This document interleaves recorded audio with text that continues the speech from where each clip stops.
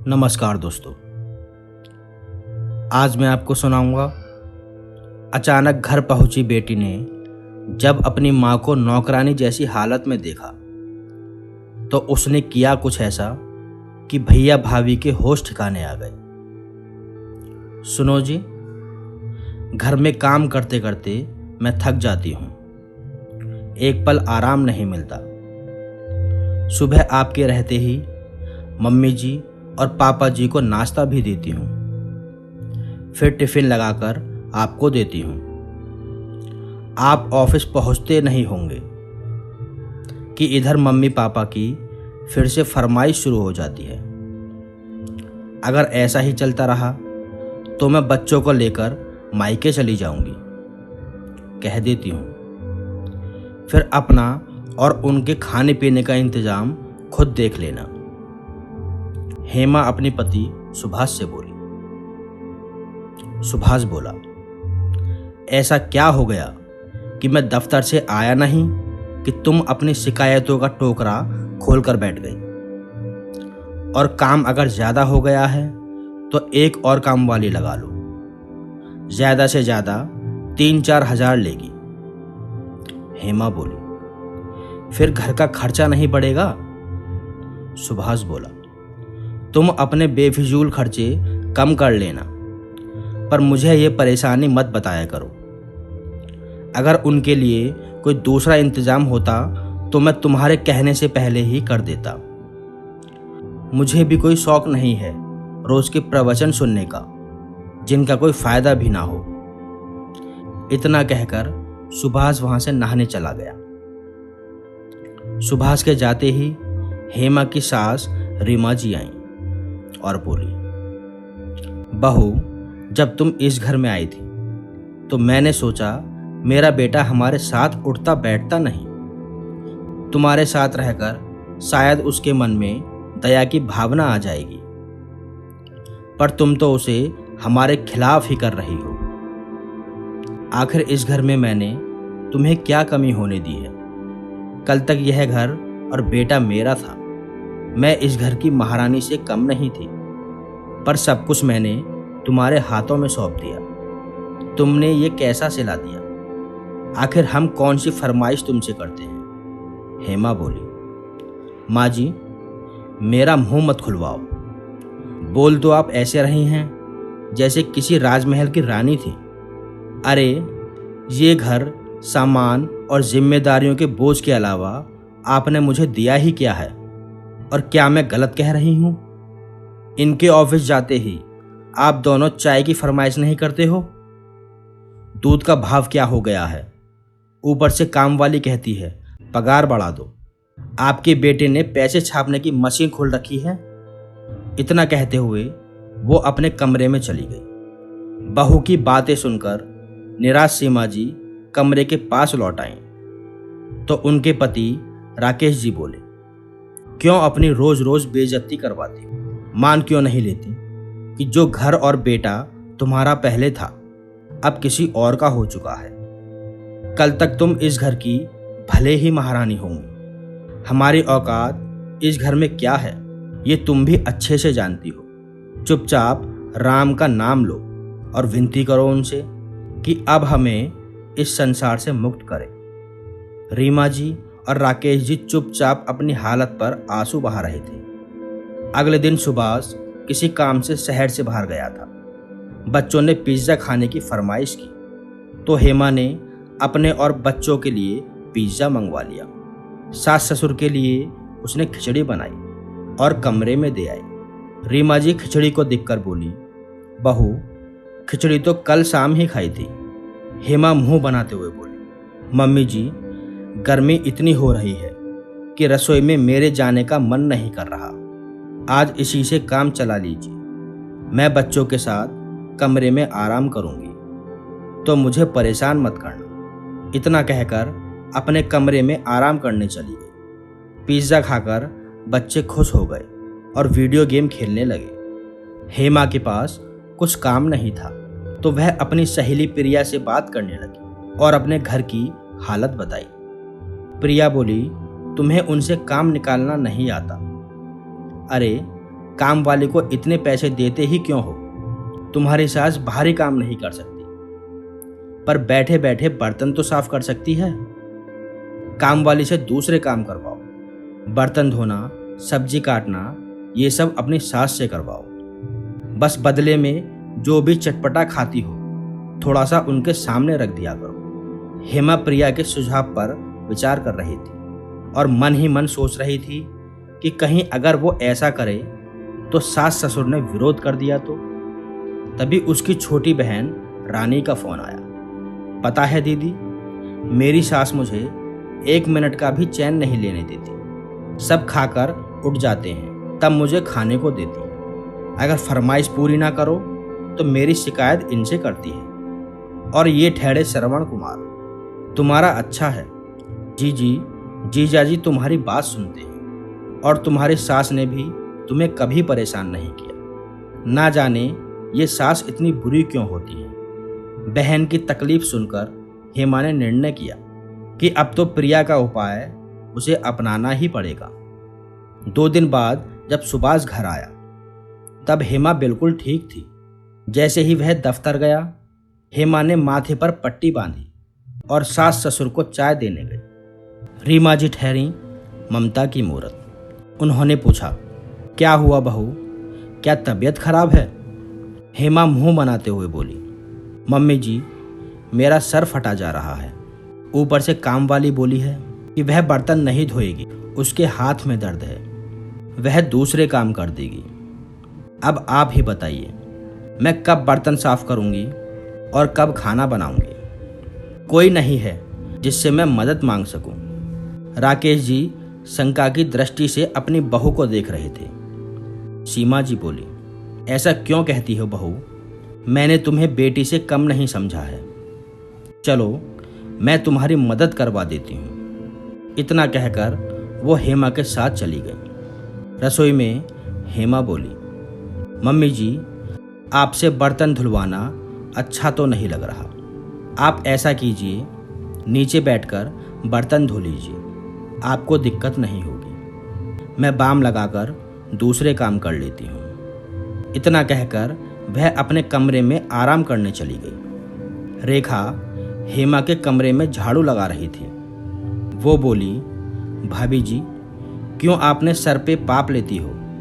जो आपको बहुरानी बनाकर घर में लाई है, आप उनसे नौकरानी वाले काम करवा रही हो।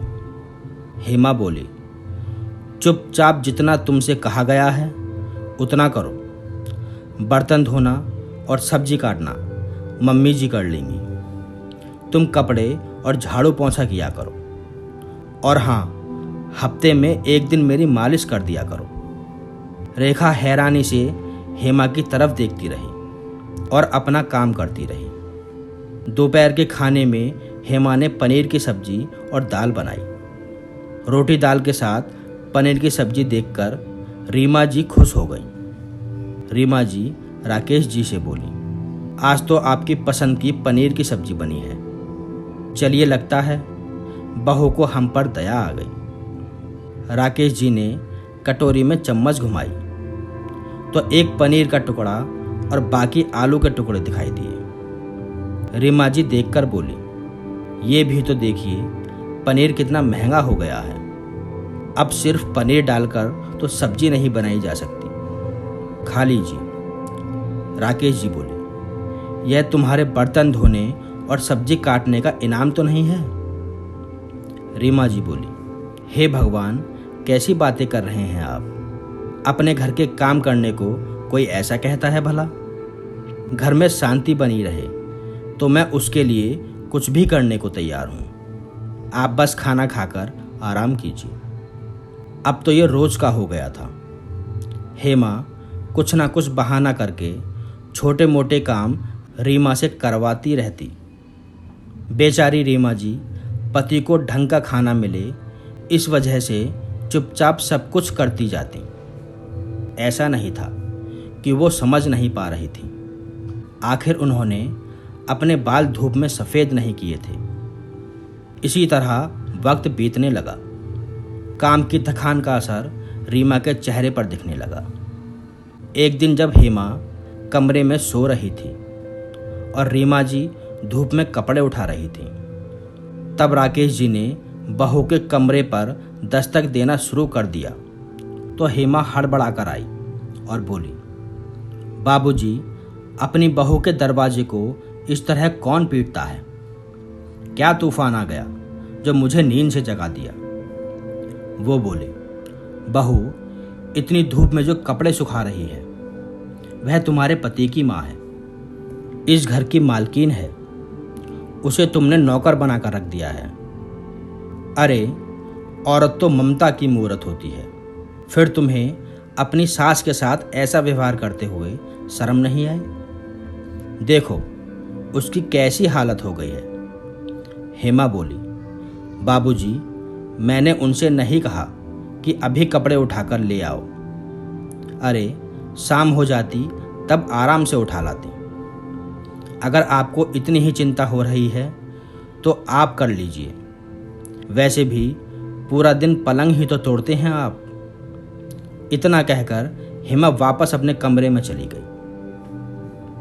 राकेश जी ने रीमा जी की मदद की और सारे कपड़े चारपाई पर रख अपने कमरे में चले गए और बोले, अगर तुमने मेरी बात नहीं मानी तो मैं आज से खाना नहीं खाऊंगा। तुम्हारी ऐसी हालत अब मैं नहीं देख सकता। चुपचाप से थोड़ी देर आराम करो, और अगर बीमार पड़ जाओगी तो ना तो बेटा दवा खाने ले जाएगा और ना ही बहू 2 रोटी देगी। समझ रही हो मैं क्या कहना चाहता हूँ? रीमा जी चुपचाप पसीना पहुँचते हुए चारपाई पर लुढ़क गई। रात हुई। बेटा खाना खा पीकर जब मोबाइल लेकर आंगन में बैठा तो राकेश जी उसके पास गए और सारी बात बताई। सुभाष बोला, क्या माँ अपनी उम्र में काम नहीं करती थी? और वैसे भी बुढ़ापे में थोड़ा बहुत काम करते रहना चाहिए। आप तो ऐसे कह रहे हैं जैसे हेमा आप लोगों को खाना पीना नहीं देती। अरे, अपने घर का काम करने में क्या बुराई है? राकेश जी निराश होकर अपने कमरे में चले गए। राकेश जी हर तरफ से हार चुके थे कि कैसे अपनी पत्नी की परेशानियों को कम करें। तभी उनकी बेटी रजनी का फोन आया। राकेश जी ने इतने दिनों की आप बीती सब बताई और बोले, बेटा, जिस पत्नी को आज तक मैंने कभी कुछ नहीं कहा, आए दिन बेटे बहू उसे खरी खोटी सुनाते हैं। मेरा सीना छलनी हो जाता है।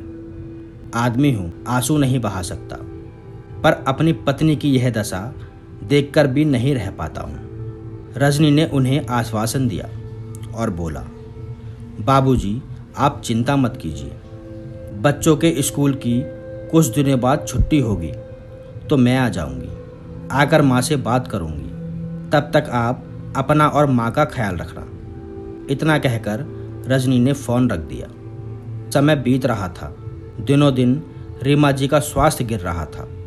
रजनी छुट्टियों में मायके आई, जिसकी खबर बस राकेश जी को थी।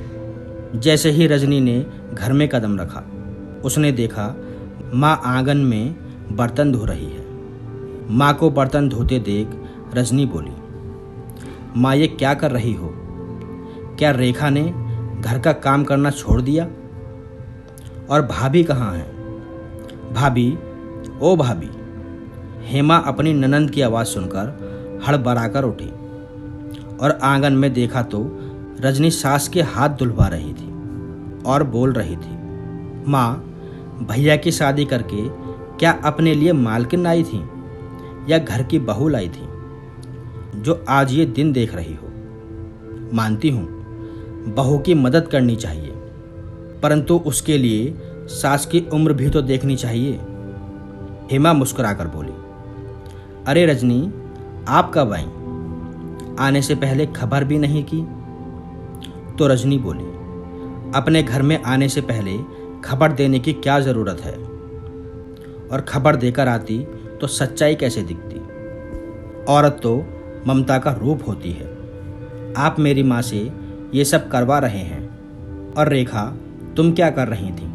रेखा डर कर बोली, मैं तो भाभी जी की मालिश कर रही थी। रजनी बोली, वाह, जिसका घर है वो बर्तन धो रही है और बहू मालिश करवा रही है। क्या जमाना आ गया है।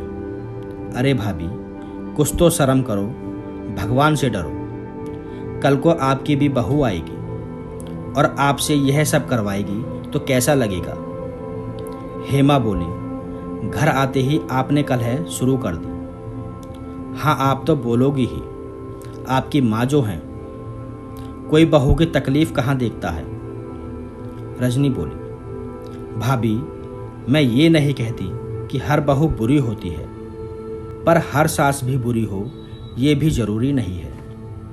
किसी और की सास अगर बुरी हो तो क्या मेरी भी माँ बुरी हो गई जो आपने उनके साथ ऐसा व्यवहार किया। इतना कहकर रजनी रीमा जी को कमरे में ले गई। बेटी को लाड करते हुए रीमा जी बोली, तुमने आने की खबर भी नहीं दी, और ये क्या, अकेले आ गई?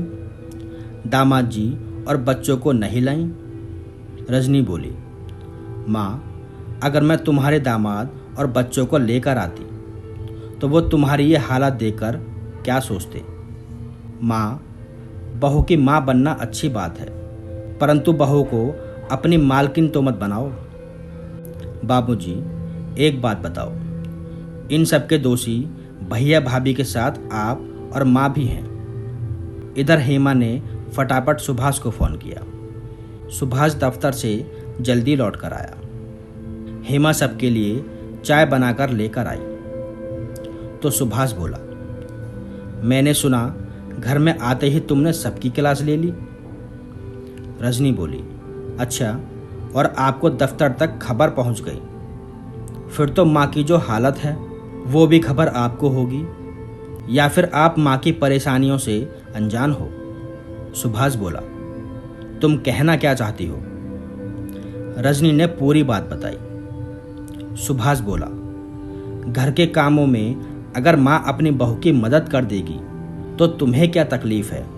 माँ बेटे की मदद करे तो मदद, और बहू की मदद करे तो गुलामी।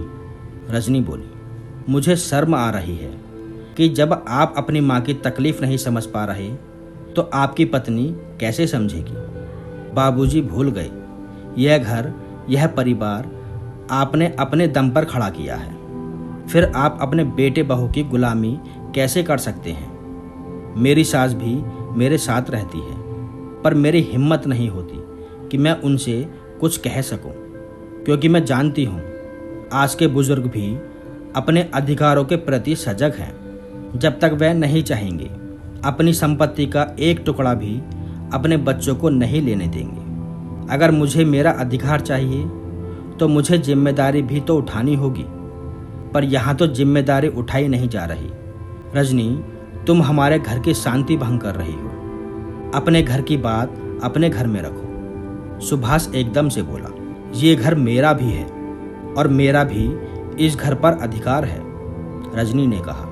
हेमा बोली, तो अब असल बात जुबान पर आ गई कि आपको घर और संपत्ति में हिस्सा चाहिए। रजनी तमक कर बोली, मुझे भगवान का दिया सब कुछ है, मुझे मायके की संपत्ति और घर में हिस्सा नहीं चाहिए। लेकिन मेरे माता पिता के साथ ऐसा व्यवहार रहा तो शायद मैं आपको पूरी संपत्ति लेने भी नहीं दूंगी। बेटी की बातों को सुनकर राकेश जी को साहस आया और उन्होंने कहा, रजनी, सही कह रही हो बहू, अब तुम हमारे बारे में इतना सोचती हो तो मैं सोचता हूँ अपनी सारी संपत्ति तुम्हारे नाम ही कर दो।